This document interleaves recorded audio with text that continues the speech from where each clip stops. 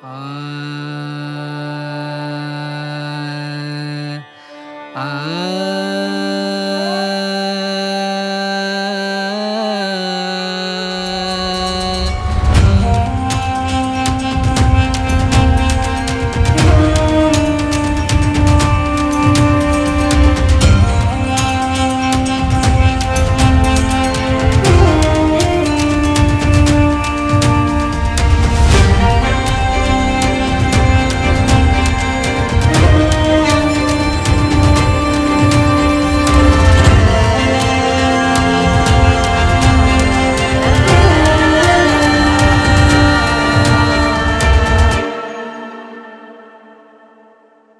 बातों से नहीं, काम से पहचान बनती है। चुप रहने वालों की ही दुनिया सुनती है। तो ऐसे ही काम से पहचान बनाने वाले एफिनिटी फार्म पर आज मैं आ गया हूं। ये फार्म है वडोदरा से कुछ ही दूरी पर, खेड़ा में। और इस फार्म की खासियत यह है कि ये पिछले 10-12 साल से खामोश होकर काम कर रहे हैं। गिर पर इनका काम है। गिर के दूध से ये बहुत सारे प्रोडक्ट बनाते हैं। घी इनका मुख्य प्रोडक्ट है। और यहाँ लगभग 250 से ज़्यादा गिर गायें हैं, जिसमें हीफर हैं, बुल हैं, बछड़े हैं, बछड़ियाँ हैं। लगभग 60 से 70 मिल्किंग गायें हैं और रोज़ का लगभग 400 लीटर दूध होता है। तो आज इस फार्म पर चलेंगे, यहाँ के ओनर अजय अमीन से बात करेंगे और पूरी डिटेल आप सभी को समझाएंगे।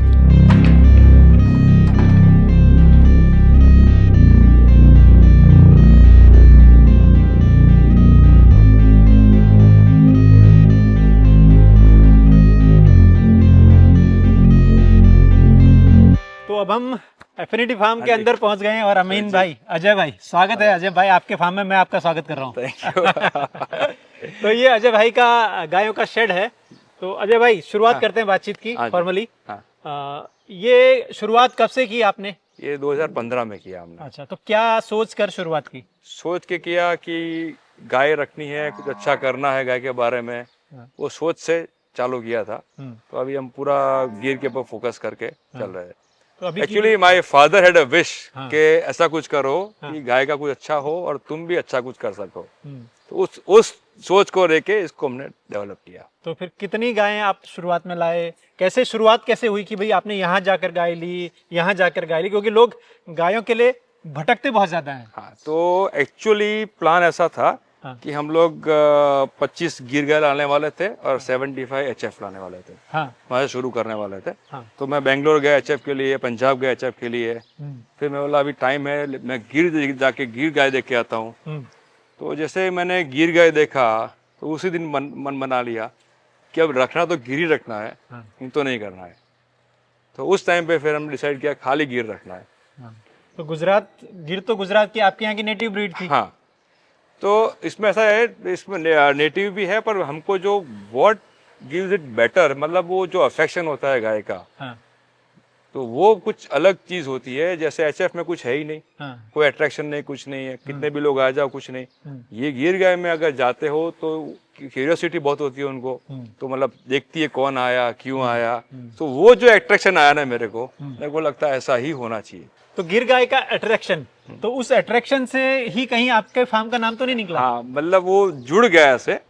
एफिनिटीज मतलब एक अफेक्शन विद नेचर, वो सोच के फिर मैं बोला उसका ऐसा नाम रखते हैं क्या कि वो एक अफेक्शन भी रहे और एक अच्छा ये रहे। तो जब आपने वो 25 गायों का प्लान किया तो फिर फाइनली कितनी गिर गाय ली और आज अब किस लेवल पे आप लोग पहुंचे? फाइनली मैंने 28 गाय खरीदी और आज मेरे पास 250 है। छोटा बड़ा मिला के 250 है। तो कहाँ से आपने वो फिर गायें खरीदी, किस जगह से खरीदी? मैं राजकोट से लिया, गोंडल से लिया, फिर भुज से लिया, मतलब पूरा गुजरात छान मारा, सब जगह घूम घूम के चुन चुन के उठाया है। तो जितना मुझे पता है कि आपने प्रदीप सिंह राहुल के यहाँ से भी बुल लेकर उससे भी ब्रीडिंग शुरू की। तो वो क्या कहाँ तक पहुंचा? मेरे को काफी कुछ प्रदीप बापू ने सिखाया एंड उनकी वजह से मैं काफी अच्छा सीखा। और उन्होंने मेरे को बुल भी दिया था। वो कौन सा बुल था? रेडिनो। रेडिनो। हाँ, रेडिनो मेरे पास 3 साल रहा। तो उसके वंशज हैं यहाँ पर? हाँ जी, तो बछड़े बछड़ियाँ दोनों दोनों है। अच्छा, लेकिन बहुत सारे लोग कहते हैं बापू ने मुझे सिखाया, बापू मुझे अपना बेटा मानते थे, अपना बच्चा मानते थे। आपको कितना सिखाया सच में बापू ने? बापू ने मेरे को सिखाया, एक चीज सिखाई, जब जैसे भी मतलब गाय को कैसे पहचाना जा सकता है, बुल को कैसे पहचाना जा सकता है, वो मेरे को अच्छी तरह सिखाया। बिकॉज मैं पूरा नया था फील्ड में, मेरे को कोई नॉलेज नहीं था। मतलब गाय पता है गाय क्या होती है, बाकी डिटेल में कुछ नहीं पता था। सारा कुछ बापू ने सिखाया, क्या देखना चाहिए। इनफैक्ट मेरा फर्स्ट सिलेक्शन जो गाय का था बापू ने करके दिया मेरे को। अच्छा, वो साथ में आए थे। क्या बात है भाई, जिसका सिलेक्शन बापू ने किया हो जिस फार्म का, आज हम उस फार्म पर हैं। तो बापू यहाँ पर फार्म पर भी आए? हाँ, कितनी बार आए? 10 बार आ चुके हैं। अच्छा, हाँ, क्या बात है। मतलब ही यूज्ड टू, मतलब कभी भी इस साइड आए, अहमदाबाद आए थे, फार्म पे आते थे, लोग मिलते थे। अच्छा, तो हम बात करते हैं अब शेड की। तो हाँ। आपने शेड तभी बना लिया था ये, या उसके बाद कई सालों बाद बना? नहीं, पहले बना लिया था हमने। इंफ्रास्ट्रक्चर डे 1 पे खड़ा कर दिया था। अच्छा, तो यहाँ पर फिर आपने गायों का सेगमेंटाइज कैसे किया? जैसे मैं देख रहा हूँ यहाँ पर कुछ है, वहाँ से कुछ है। ये सारी हीफर्स है। हाँ। जो हीफर्स एआई के तैयार होगी, वो हीफर्स यहाँ पे है। एंड ये सेक्शन है जो मतलब ड्राई होके काफ्स यहाँ पे आते हैं। अच्छा, मतलब दूध छूट गया उनका, दूध छूट गया, वो यहाँ पे आते हैं। second और वाले एक हाइट और एक मतलब हेल्थ होने के बाद उसको हम यहाँ शिफ्ट करते हैं हीफर में। बड़ी हो जाती है, बड़ी हो जाती है तो उसको यहाँ शिफ्ट करते हैं। 1.5 साल से ऊपर। अमूमन यहाँ पर आपके यहाँ प्रेगनेंसी किस एज में आप जाके करते हैं? वजन देखते हैं, एज देखते हैं? वजन और एज दोनों देखते हैं। मैं कम से कम 2.5 साल तो छोड़ देता हूँ, उसके बाद में वजन चेक करता हूँ। अगर सही है तो करते हैं। यूजुअली 2.5 साल में मेरा हो ही जाता है, प्रेगनेंसी आ ही जाता है। तो अजय भाई, ब्रीड मल्टीप्लिकेशन आप कैसे कर रहे हैं? मैंने बापू से कुछ डोज लिए थे धारणियों के, तो उसका बुल है मेरे पास। धारणियों बुल के बछड़ा है मेरे पास। अच्छा। वो यूज करता हूँ मैं। हाँ। और उसकी सब ये जनरेशन तैयार हो रही है। अच्छा, तो ये सब बच्चे उसी के हैं? हाँ, उसी के बच्चे हैं। तो ये अभी कितने महीने की हुई होगी? ये सब 1.25 साल की है। 1.25 साल के आसपास। हाँ। तो देखिए भाई, अब ये लग रहा है इसको कुछ, ये दाग कैसे हो गए? इसको लंपी हुआ था। लंबी हुआ था। हाँ। लेकिन ठीक हो गई। और ठीक हो गई, यस। क्या बात है। देखिए भाई, धारणियों बुल के जो बछड़े तैयार हुए, अब वो यहाँ पर बुल बन गए, और उन बुल से अब यहाँ पर ब्रीडिंग का काम हो रहा है। तो ये सारी पीछे आप देखिए, ये सारी संतति उन्हीं बुल्स के जरिए पैदा हुई है। तो अभी की स्थिति क्या है अजय भाई, की कितनी गायों से कितना मिल्क आप ले रहे हैं? अभी मेरे पास 50 गाय दूध में है। करीबन 400 लीटर जैसा दूध होता है। अच्छा, लगभग 400 लीटर। हाँ, पूरे दिन का। तो क्या क्या आप बनाते हैं दूध से? क्या क्या बाई प्रोडक्ट? दूध हमारा डायरेक्ट कस्टमर में जाता है। एंड 200 लीटर के आसपास कस्टमर में जाता है। बाकी हम लोग उसको घी बनाते हैं। और घी फिर आपका किस रेट में बिकता है? घी मेरा चालू होता है 3000 से लेके 5500 तक है। तो यहाँ पर घी कैसे बनता है वो भी हम आपको दिखाएंगे, और आप समझेंगे कि घी की प्योरिटी किस लेवल की है। तो और दूध क्या रेट जाता है फिर आपका? हमारा है 100 रुपया। 100 रुपये? 100 रुपये लीटर वडोदरा में डिलीवर होता है। और इतने में प्रॉफिटेबिलिटी रहती है दूध की, सस्टेनेबिलिटी? क्वेश्चन ऐसा है कि we want to give something better to customer. So 100 rupees में, मतलब बाहर 80 में भी मिलता है, बट मेरा 100 में है। एंड मेरा पूरा बिक जाता है। एंड हम लोग जो भी है वो मतलब बिकॉज ऑफ कस्टमर्स ओनली वो लाइन हमने चालू रखी है। अच्छा, तो ये वो आप डोर टू डोर डिलीवरी करते हैं या? हाँ, home door to door delivery होती है। अच्छा, और घी की कैसे होती है? घी अगेन वही कस्टमर जो हमारे आते हैं वही हमको ऑर्डर देते हैं। मतलब मिल्क वाले कस्टमर मोस्ट ऑफ देम हमारा घी ले लेते हैं। अच्छा, ठीक। बिकॉज हमारे घी में जो एरोमा और जो टेक्सचर आता है ना, वो कुछ अलग लेवल का आता है। तो अजय भाई, यहाँ पूरा सेक्शन कैसे किया, इसको थोड़ा सा बताएं आप। हाँ, ये जो सेक्शन है ना, ये मतलब पहला वाला सेक्शन है, that is for high milkers. And जैसे पहला वाला कौन सा चलिए? ये वाला पहला वाला मतलब ये जो सेक्शन है, ये सेक्शन जो है that is for milking high yielders and fresh calving. अच्छा, तो यहाँ पर कितना लगभग दूध रहता है गायों का? ये मैक्सिमम दूध ये एरिया से आता है। यहाँ से आता है? अच्छा। और फिर जैसे ही मतलब एआई हो गया, थोड़ा रेंज कम होता है, तो उसको हम यहाँ शिफ्ट कर देते हैं। अच्छा, तो मतलब it is easy for feed management, it is easy for calf also. जो छोटा बच्चा है वो यहाँ पे तैयार हो जाता है। बड़ा हुआ तो उसको पता है कैन वॉक लॉन्ग। और उसके बाद में जो माँ है वो ड्राई और एकदम मतलब जो वो वहाँ चली जाती है। अच्छा। सो उसको हम फोडर भी हमारा मतलब ग्रीन फीड कम हो जाता है उसका।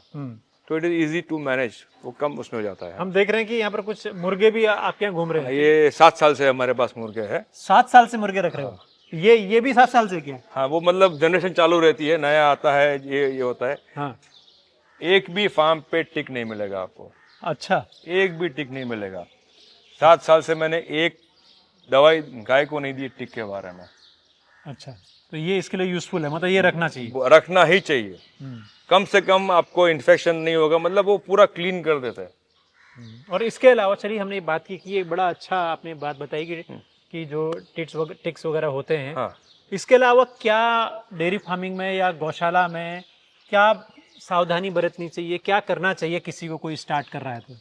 उसको स्टार्ट कर रहा है तो पहले तो ही हैज टू सी के प्रॉपर वाटर है उसका, प्रॉपर फूडर सप्लाई है उसका। वो दो मेन चीज है जिसके ऊपर पूरा डिपेंड करता है फार्मिंग। अगर वो दो चीज सही है उसके पास तो कोई प्रॉब्लम नहीं है। And he has to go on to nature, कि जितना हो सके उतना मेडिसिन कम यूज करो। जैसे मुर्गे की वजह से हमारा medicine level for ticks is 0, या किसी को टिक फीवर हो गया, कुछ भी नहीं होता ही नहीं है मतलब।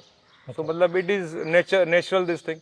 कुछ आपको कुछ करने की जरूरत नहीं है, अपने आप वो साइकिल चलती रहती है उसकी। और तो क्या आप मेरे को ये भी समझाए, क्योंकि आप इतने साल हो गए काम करते हुए, क्या गौशाला या देसी गायों पर जो लोग काम करते हैं वो क्या दूध से प्रॉफिटेबल हो सकते हैं? अगर नहीं हो सकते हैं तो क्या कर सकते हैं वो? क्योंकि ये समझना एक अच्छे गौपालक के लिए और एक न्यू कमर के लिए बड़ा जरूरी है। खाली दूध से वायबिलिटी नहीं आएगी फार्म की। अच्छा, बहुत जरूरी और काम की बात है भैया। खाली दूध अगर करने वाले हो तो वायबिलिटी नहीं आएगी। हाँ, तो क्या करना पड़ेगा उसको? You have to use manure का भी करना पड़ेगा, यूरिन का भी यूज करना पड़ेगा। वो सब करोगे तब जाके आपका फार्म का वायबिलिटी आएगा। And everything of the cow is useful. हर एक चीज काम लगती है। अच्छा, तो आप अपने यहाँ पर इनका गोबर गौमूत्र से क्या करते हैं? मैं देख रहा हूँ लगभग 10-12 एकड़ जमीन तो होगी आपकी। हम सारा चीज, यहाँ पूरा जो एरिया है ऑलमोस्ट 99% ऑर्गेनिक है। कुछ भी यूज नहीं करते हम लोग। कुछ भी यूज है, खाली काऊ डंग यूज करते हैं उसके अंदर। उससे ही प्रोडक्ट लेते हैं हम लोग। अच्छा, तो मैं देख रहा था कि आपके यहाँ चीकू भी लगे हैं। और कई प्रकार के छोटे छोटे फ्रूट हैं। वो एक आंवले की तरह का छोटा ये है गूसबेरी, स्टार गूसबेरी बोलते हैं। हाँ, स्टार गूसबेरी बोलते हैं। तो वो सब इसी से हो रहा है? सब इसी से। अच्छा, मतलब मेरा जो अंदर वाला फार्म है वहाँ कुछ भी नहीं होता है, खाली काऊ डंग एंड यूरिन यूज करते हैं, उससे ही हम लोग ग्रो करते हैं। और क्रॉप में क्या कुछ लगाते हैं अपने लिए या सिर्फ गायों के लिए चारा? हम मतलब हमारा खुद के लिए लाइक राइस एंड व्हीट करते हैं जो डेली यूज में आता है, विच इज अगेन ऑर्गेनिक। फिर गाय के लिए जो हम बनाते हैं वो COFS 33 है, हमने सो किया है। मतलब इज अ पेरिनियल क्रॉप, मतलब every 2 months you have a harvest. और वो 3 साल तक चलता है एक सोइंग किया तो वो लगाया हुआ है। एक बहुत ही सुंदर बछड़ी यहाँ पर मुझे दिख रही है। हाँ, इस पर बात करते हैं। ये सामने व्हाइट फेस वाली बड़ी सुंदर बछड़ी, मुश्किल से 1.5-2 महीने की होगी ये। तो अजय भाई ये इसके बारे में बताइए ना, ये किसका डोज का नतीजा है या किस बुल का आपका रिजल्ट है? ये जो हमारा बुल है बापू का जो डेवलप किया हुआ बुल, जो इसका उदाहरणों का बछड़ा उसका है। उसकी माँ उतनी अच्छी नहीं है, बट जो बछड़ी है वो A ग्रेड की है। देखिए बहुत ही सुंदर बछड़ी आई है। उसे पता लगा कि हम उसको कैमरे में कैद कर रहे हैं तो पीछे जाके अपने साथियों के पीछे जाके छुप गई है। तो ये है दोस्तों कि आप अच्छा बुल, अच्छी गाय नहीं भी है तो कई बार बहुत अच्छा रिजल्ट देती है या देते हैं वो डोज या सीमन। तो और अभी देखिए फिर वो सामने निकल कर आ चुकी है। एक सवाल मुझसे लोग पूछते हैं कि जो गौशाला वाले होते हैं या डेयरी फार्म वाले होते हैं वो अपनी बुजुर्ग गायों का क्या करते हैं? तो अजय भाई आप लोग क्या करते हैं? हम रखते हैं उसको, सेवा करते हैं। हर गाय को रखते हैं? हर गाय को रखता हूँ। अच्छा, तो ये जैसे मैं देख रहा हूँ कई बुजुर्ग गाय हैं यहाँ पर। बुजुर्ग गाय ये है, ये भी 10 साल से मेरे पास है। ये भी बुजुर्ग है। वो जो बैठी है वो सब बुजुर्ग है। तो हाँ, उस तरफ वाली तो उसको भी सब रखा है हमने। और तो बछड़ों का क्या होता है, जो बछड़े तैयार होते हैं? बछड़े तैयार होते हैं अगर ब्लड लाइन वाले हैं तो हम लोग यूज करते हैं। बाकी लोग हैं जो लेके जाते हैं फॉर अपना ऑक्स बनाने के लिए, वो यूज करते हैं। तो क्योंकि होता क्या है कि ज्यादातर गौशालाओं में बछड़े नहीं होते हैं, लेकिन आपको यहाँ पर वो सब कुछ दिखेगा। अच्छे बछड़े तैयार हो रहे हैं, जैसे यहाँ पर ये बछड़ा है, वो बछड़ा तैयार कर रहे हैं उसको। ये देखिए ये तैयार हो रहा है। इसको आप ब्रीडिंग में इस्तेमाल करेंगे? हाँ, ये जो है हाँ, वो बछड़े की माँ है। बछड़े की माँ है ये? हाँ, ये प्रेग्नेंट है, 4th लैक्टेशन में आएगी और वो 3rd लैक्टेशन वाला है। 3rd लैक्टेशन का बछड़ा है। तो इसी का 7 लीटर दूध आपका हाँ। बछड़ा पीने के बाद था? हाँ, मतलब 3rd लैक्टेशन में इसने इतना दूध दिया। हाँ। सुंदर है और अच्छे सींग पैटर्न के साथ है, अच्छे बॉडी स्ट्रक्चर के साथ है। तो इसके बछड़े को इन्होंने बुल बनाया है। तो आप ध्यान दें कि किस बछड़े को बुल बनाना है, किससे ब्रीडिंग इस्तेमाल करनी है, ताकि आपका फ्यूचर गौशाला का ब्रीडिंग पर ही निर्भर करेगा। दूध और रूप दोनों तभी बनेंगे जब आपने अच्छी और स्मार्ट ब्रीडिंग की है। ये जो गाय है ना, हाँ, वो जो हमने गाय देखी उसकी माँ है। उसकी माँ है? उसकी माँ है। अच्छा, इसको मैं खरीद के लाया था, वो मेरे वहाँ जन्मी। हाँ, उसके जो है ब्लड लाइन के जो बापू के मैंने ब्लड डोज यूज किया, उसके बुल्स यूज कर रहा हूँ मैं। अच्छा। तो ये कहाँ से ली थी आपने गाय? ये मैंने गोंडल से लिया था। गोंडल से ली थी? हाँ। तो भाई कुंडी गाय जो बोलते हैं, ये वो गाय है। अब इसकी एज भी काफी होगी, काफी एज है, 10 साल से ऊपर होगी। 10 साल से ऊपर हो गया। तो दोस्तों, उन्होंने जो बुल को बनाने का जो फैसला लिया, उसकी माँ भी जो है यहाँ पर है। तो ये सारी चीजें देखनी पड़ती हैं कि आपके पास कितनी जनरेशन आपकी गौशाला में मौजूद है।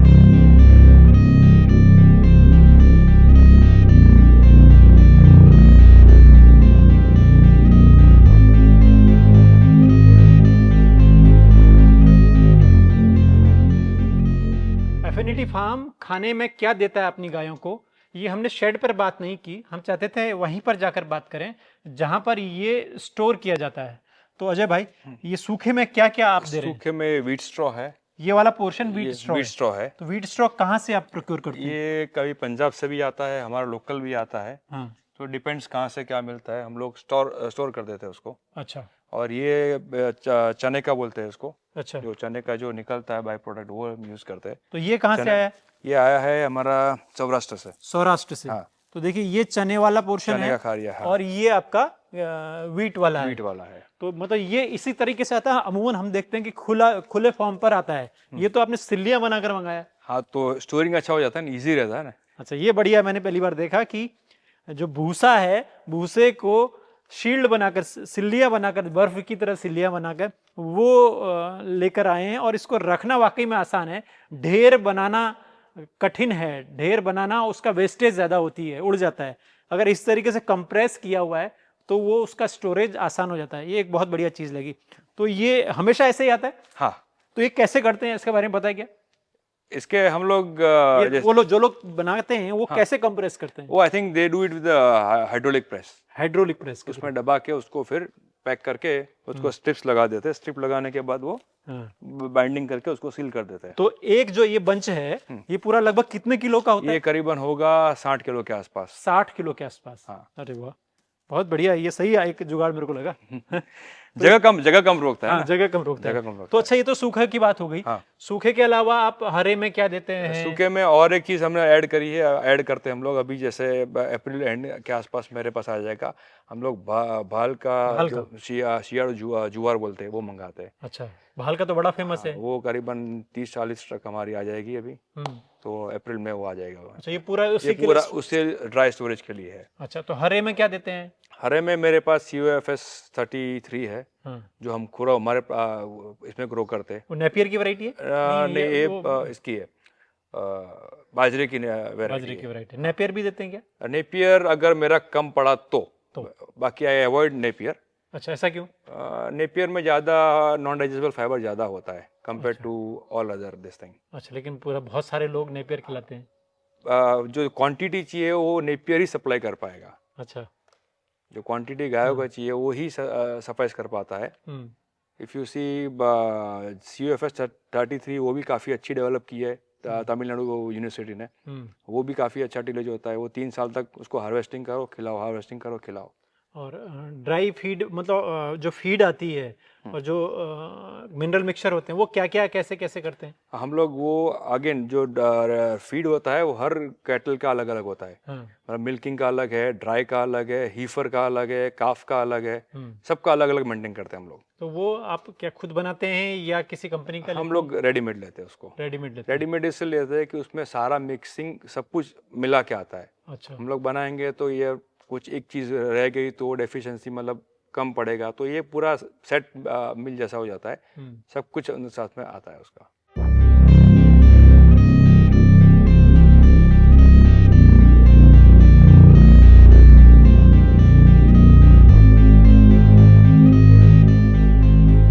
तो ये एफिनिटी फार्म का मिल्क प्रोसेसिंग रूम है। यहाँ पर जब दूध निकाला जाता है गायों का, उसके बाद इसी जगह पर लाया जाता है।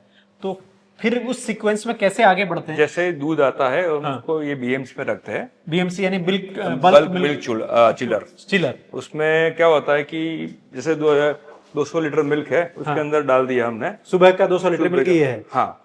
तो अब इसमें क्या होगा? ठंडा हो जाएगा। ठंडा हो जाएगा। अच्छा, कितने डिग्री तक ठंडा होता है? हम आधे घंटे में। हमने क्या किया है to maintain the best quality of milk, BMC का साइज इज 3 टाइम्स। मतलब अगर 1000 का बीएमसी है, हम उसको 200 लीटर डालते हैं ताकि ठंडा जल्दी हो जाए। जितना जल्दी ठंडा करोगे दूध को, उतना दूध की क्वालिटी अच्छी रहेगी। अच्छा। The purpose is that so we have a bigger BMC.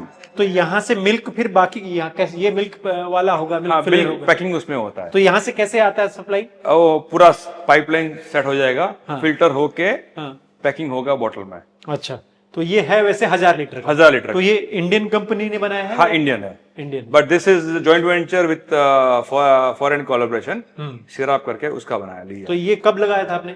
ये लगाया हमने 7 साल से। 7 साल से। ठीक। तो देखिए, मिल्क को आप सीधे डायरेक्ट रॉ ना बेच करके बीएमसी में लाया जाता है, उसे ठंडा किया जाता है, उस ठंडे दूध को फिर कस्टमर को भेजा जाता है। अब इसके बाद का अगला जो स्टेप है वो भी आपको दिखाता हूँ। तो ये बीएमसी था और बीएमसी के बाद मशीन, फिलिंग मशीन में मिल्क जाता है और उसके बाद इन बॉटल्स में ये पैक होता है। तो ये बॉटल्स की जो ब्रांडिंग की है वो अहेली नाम से की है। तो ये अहेली का क्या मतलब है अजय भाई? मेरा भतीजा है, मैं उसको बोलता हूँ, वो ज्यादा डिटेल में समझाएगा आपको। अच्छा, तो आप बताएं ये अहेली का क्या मतलब है? अहेली का हिंदी संस्कृत का मतलब है प्योर। प्योर मतलब जो क्वालिटी हम प्रोवाइड करते हैं हमारे प्रोडक्ट्स में, इससे वो डिपिक्ट करता है कि हमारा ब्रांड ही उसको कस्टमर तक इजीली एक्सप्लेन कर पाए कि हम क्या प्रोडक्ट्स बेचते हैं। अच्छा, तो ये आप दूध कब निकाल कर कैसे कस्टमर तक पहुंचाते हैं? एवरीडे अर्ली मॉर्निंग 6 o'clock निकल जाता है हमारे डिलीवरी ड्राइवर्स, और वो हर कस्टमर के डोर डिलीवरी करते हैं।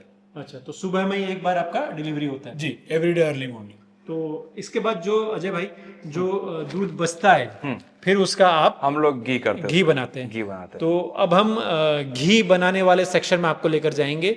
तो और वो घी भी अहेली नाम से ही ब्रांड किया जाता है। तो अहेली का घी आपको दिखाते हैं और उनका पूरा प्रोसेस उस जगह पर ले जाकर समझाते हैं।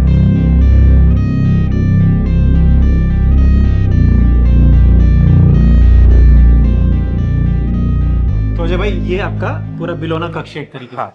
तो यहाँ पर कैसे कैसे स्टेप बाय स्टेप समझाइए। जैसे पहले उसको पेस्चराइज करते हैं मिल्क को, देन उसको ठंडा करते हैं। जिसका घी बनाते हैं उसी दूध को सिर्फ? हाँ, जिसको घी में उसको ही करते हैं। मतलब पेस्चराइज होने के बाद उसको ठंडा करते हैं। 45 के टेम्परेचर आने के बाद उसको बाहर निकाल के उसको अंदर हम लोग कल्चर ऐड करते हैं। अच्छा, इस वाले उसमें ड्रम में इसका। ठीक है।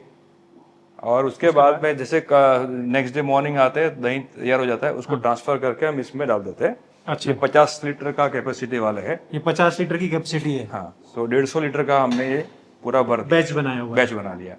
ठीक है। तो ये कितनी देर का प्रोसेस होता है? ये करीबन आधे पौने घंटे का प्रोसेस होता है। मतलब हाथ से नहीं, ये इलेक्ट्रिकल करते हैं। हाँ। मतलब क्लॉकवाइज एंटी क्लॉकवाइज दोनों घूमता है। अच्छा, उसके बाद मक्खन निकल गया तो मक्खन निकालने के बाद उसको हम लोग हीटिंग में डालते हैं। Heating machine? हाँ। अच्छा, ये आपके यहाँ कुछ यूनिक सा दिख रहा है। ये हमारा जैकेटेड वेसल है। जैकेटेड वेसल है। उसको हम डायरेक्ट हीट नहीं देते, इनडायरेक्ट हीट देते हैं। अच्छा।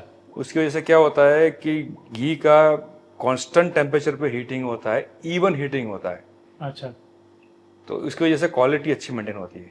अच्छा, तो ये किस चीज का बना हुआ है? ये पूरा एसएस का है एंड इसके अंदर पानी भरा हुआ है और नीचे से हम हीट देते हैं। तो पानी कहाँ तक भरा है इसमें? पानी यहाँ तक भरा होगा। अच्छा, वो कहाँ से भरता है? वो यहाँ से भरते हैं पानी को, यहाँ से? हाँ। अच्छा, इसमें पानी चला गया, जैकेट में पानी है, फिर पानी को हम हीट करते हैं। पानी को हीट करते हैं। अच्छा, तो हीट पानी को किया तो इवन हीट इसके अंदर आएगी।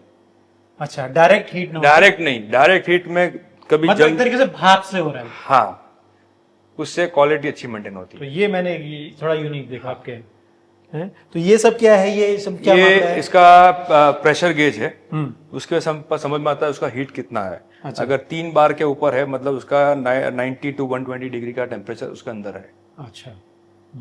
तो ये कितनी देर के प्रोसेस से ये फिर मक्खन से घी तैयार होता है? हमारे वहाँ कम से कम उसको 4 से 5 घंटा लगता है। 4 से 5 घंटे लगते हैं? धीरे धीरे धीरे स्लो टेम्परेचर पे करते हैं। अरे बाप रे बाप! ये देखिए धीरे धीरे छोटे छोटे बुलबुले आप देख रहे होंगे ना, ये उसी मतलब इतने टेम्परेचर हो रहा है अभी? हाँ, धीरे धीरे होता है। अच्छा हुआ। तो उसके बाद जो एक कलर आ रहा है, और आप क्योंकि कैमरे में दिख नहीं सकता कि वो खुशबू कैसी है, लेकिन खुशबू तो वाकई बहुत एक नंबर है भाई। और जो कलर भी है वो एक नंबर है। एक नंबर, हाँ। तो क्या ये घी का ये रंग पीला ही आता है या सफेद भी हो जाता है? नहीं, पीला ही होता है हमेशा, हर मौसम में? हमेशा एक ही कलर होता है, yellow, because it has a gold particle. अच्छा, बढ़िया भाई। तो दोस्तों देखिए, बहुत तरीके से आपने घी बनते हुए देखा होगा और समझा होगा, लेकिन अजय भाई मॉडर्न तरीके से पुराने मेथड को अपनाते हुए, अपने प्रयोग करते हुए उन्होंने ये घी बनाने का प्रोसेस तैयार किया। आपने ये कहीं देखा था या कैसे किया था? कैसे इसको आपने इनकॉर्पोरेट किया? हमने स्टार्टिंग में जब चालू किया बनाना तो कई बार ऐसा हुआ, थोड़ा हिलाना रह गया तो थोड़ी जलने की आ जाती थी उसमें। तो वो मैंने सोचा कि ऐसा कुछ लगाते हैं कि अगर इसको ना भी हिलाए तो भी एक कांस्टेंट टेम्परेचर पे रहेगा। अब डायरेक्ट हीट में टेम्परेचर कंट्रोल नहीं होता है, इसमें इवन हीट टेम्परेचर कंट्रोल होता है, तो उसकी वजह से क्वालिटी मेंटेन होती है। और इसके बाद जब ठंडा हो गया तो आपने फिल्टर करके उसको किया और ग्लास जार में भर लेते हैं उसको। अच्छा, ठीक है। और इनकी जो पैकिंग है ना, जो ग्लास बोतल में, वो भी कमाल की है, और ऐसी यूनिक पैकिंग मैंने तो इससे पहले नहीं देखी। और पैकिंग का खर्चा दोस्तों 350 से 400 रुपए प्रति बॉटल है। कोई भी व्यक्ति देश में, मैंने तो नहीं देखा, बड़े बड़े ब्रांड भी नहीं देखे जो 30, 35, 40, 50 रुपए से ज्यादा पैकिंग में खर्चा कर रहे हैं, लेकिन इन्होंने A1 क्लास की बोतल चूज की है जिसका में कोई कंटेमिनेशन नहीं होता। Thank you. वो भी मैं आपको दिखाऊंगा।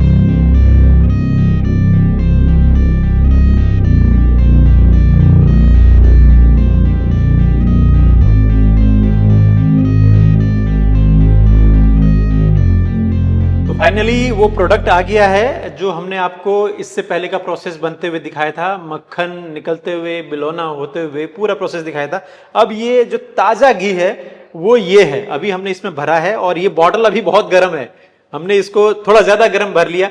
तो अभी जब गर्म है तो इसका रंग इतना हल्का है, और जैसे थोड़ा कुछ ठंडा हो जाएगा तो एकदम प्योर गोल्डनिश कलर में हो जाएगा।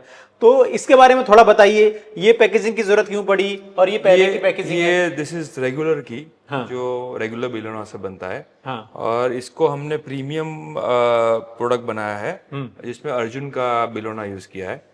तो हम लोग अभी प्रीमियम में 2 प्रोडक्ट हो गए, एक 7 और एक अर्जुन। 7 और अर्जुन। हाँ। तो अर्जुन का क्या फायदा है, 7 का क्या फायदा है? आयुर्वेद में उसका बहुत बड़ा ये है, like for good heart blood circulation, good heart health, Arjun is use as a medicinal plant. और 7 जो है, it is you can say it's a pure form of wood which is used for making small temples.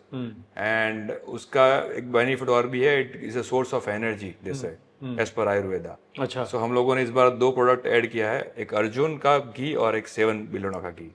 तो इनके price में भी कोई difference है या क्या है? हाँ, ये थोड़ा रेगुलर प्राइस है 3200 रुपए, और ये 5500 के आसपास। मतलब फर्क सिर्फ इतना ही है कि वो अर्जुन की लकड़ी से हुआ है और वो रेगुलर एक लकड़ी से हुआ है। हाँ। यही फर्क है ना? नहीं, ये अपना रेगुलर बिलोना मतलब मेटल बिलोना जो यूज करते हैं उससे हुआ है। उससे हुआ है। हाँ। बाकी गाय वही है, दूध वही है, सिर्फ उसको करने का तरीका अलग है। अच्छा, इसलिए इसमें थोड़ा ज्यादा ईल्ड निकलता है, इसमें थोड़ा कम आता है ईल्ड। अच्छा, कम प्रोडक्शन निकलता है। और इसकी बॉटल भी महंगी है। बॉटल भी महंगी है। अच्छा, तो ये सारे रीजन हैं जिसकी वजह से ये महंगा हो गया। तो ये सब चीजें एक्सपेरिमेंट करने पड़ेंगे और अपना प्रोडक्ट, अपना बाई प्रोडक्ट खुद तैयार करना पड़ेगा, उसके दाम खुद तय करने पड़ेंगे। तो और उम्मीद करता हूं अजय भाई के साथ ये मुलाकात आप सभी को पसंद आई होगी, और अगर आपको ज्यादा जानकारी चाहिए तो मैं इनके नंबर डिस्क्रिप्शन में दे दूंगा, आप वहां से भी बहुत सारी जानकारियां ले सकते हैं। थैंक यू अजय भाई। Thank you.